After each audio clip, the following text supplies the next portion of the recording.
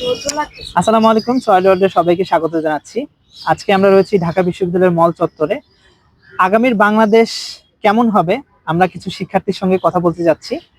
আমাদের সঙ্গে রয়েছে সিফাতুল ইসলাম সিয়াম, আছে রাকা এবং দোলা।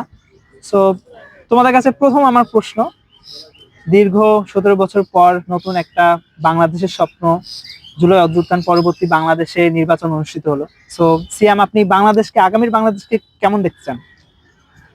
আগামী বাংলাদেশকে আমি একটি বৈষম্যহীন এবং একটি স্থিতিশীল অর্থনীতির বাংলাদেশ দেখতে চাই, যেখানে হচ্ছে সকল ধর্ম বর্ণ, সকল গোত্রের মানুষ এবং সকল ধরনের সোশিও ইকোনমিক কালচারের মানুষ, ধনী গরিব সব ধরনের বৈষম্যকে এক সাইডে রেখে সবাই যাতে একটি সুস্থ সুন্দর এবং নিরাপদ জীবনযাপন করতে পারে, সেরকম একটা স্থিতিশীল বাংলাদেশ দেখতে চাই। ওকে, ধন্যবাদ। রাকার কাছে জানতে চাচ্ছি যে এবারে নির্বাচনে ভোট দেওয়ার অনুভূতিটা কিরকম ছিল?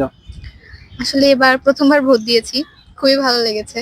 আর ভোট দেওয়ার যে এক্সাইটমেন্ট, সবার মধ্যে এক ধরনের আনন্দ যে হচ্ছে না তারা হয়তো এবার একটা সুষ্ঠু নির্বাচন পাবে, এই যে এই আগ্রহটা যে না আমাদের ভোট দিতে যেতে হবে। আমরা দেখেছি ভোট উৎসব বলে একটা ফেস আমাদের মধ্যে ছিল, যে সবাই দলগতভাবে বাড়ি যাচ্ছে, সবাই ফ্যামিলির সাথে একসাথে মিলে ভোট দিতে যাচ্ছে।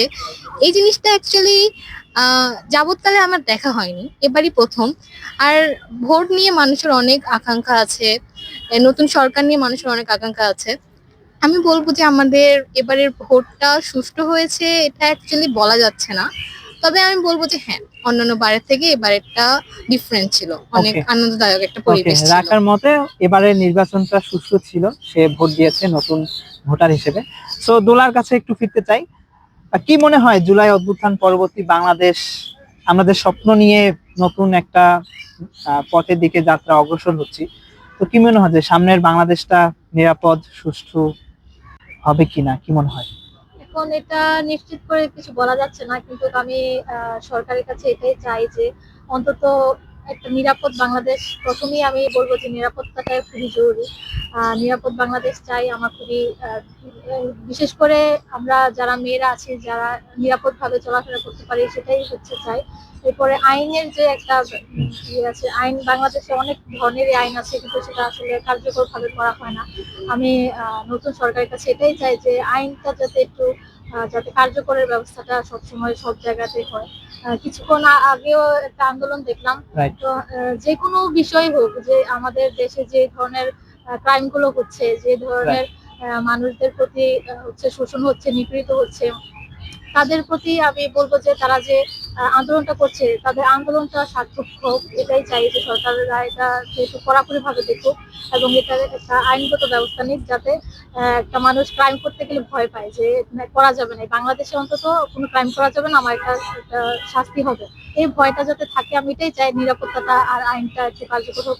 প্রথমত আমি দুইটা জিনিসই চাই, পরে আস্তে ধীরে বাংলাদেশ রাইট। সুন্দর হবে। মূলত আমি জি, দুইটাই চাচ্ছি। জি, ধন্যবাদ। দোলা যেটি বলছিলেন, আসলে আমাদের যে বাংলাদেশে অনেক ধরনের নিয়ম কানুন, আইন কানুন রয়েছে, যেগুলো আসলে সঠিক বাস্তবায়নটাই এখন সময়ের ব্যাপার, এবং আমরা সেটা আশা করছি। সো সিফাতুল ইসলাম সিয়ামের কাছে যদি আবার একটু আমরা ফিরে যেতে চাই, আহ কেমন মনে হয় জুলাই অভ্যুত্থান পরবর্তী বাংলাদেশ এবং শিক্ষা ক্ষেত্রে আপনি, আমাদের যে মৌলিক যে অধিকারগুলো আমরা যদি বলে থাকি, শিক্ষা অন্যতম একটা, তো শিক্ষার উন্নয়নে আসলে বাংলাদেশ সরকারের পদক্ষেপ কিরকম হতে পারে বলে মনে হয়? আসলে সবথেকে বর্তমান যে সরকার, নির্বাচিত সরকারের সবথেকে বড় যে চ্যালেঞ্জগুলো রয়েছে, তার মধ্যে শিক্ষা একটি অন্যতম বড় চ্যালেঞ্জ হিসেবে আমার কাছে মনে হয়। এবং শিক্ষাকে হচ্ছে কার্যকর উপায়ে করতে গেলে সরকারের অনেকগুলো পদক্ষেপ, যেমন আমাদের সব থেকে বড় যে ক্রাইসিসটা হয় শিক্ষাক্ষেত্রে, তার প্রধানতম চ্যালেঞ্জ হচ্ছে একটা বাজেট। তো শিক্ষাক্ষেত্রে বাজেট হচ্ছে আমরা দেখতে পাই যে 2% কম।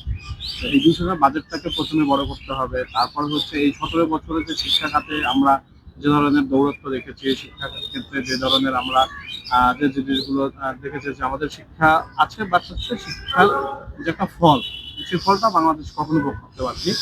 এবং শিক্ষা গ্রহণ করার যে উদ্দেশ্যের মূলত যে শিক্ষা ব্যবস্থাটা চলছে, সেই উদ্দেশ্যটা আমাদের কখনো বাস্তবায়ন করা হয়নি।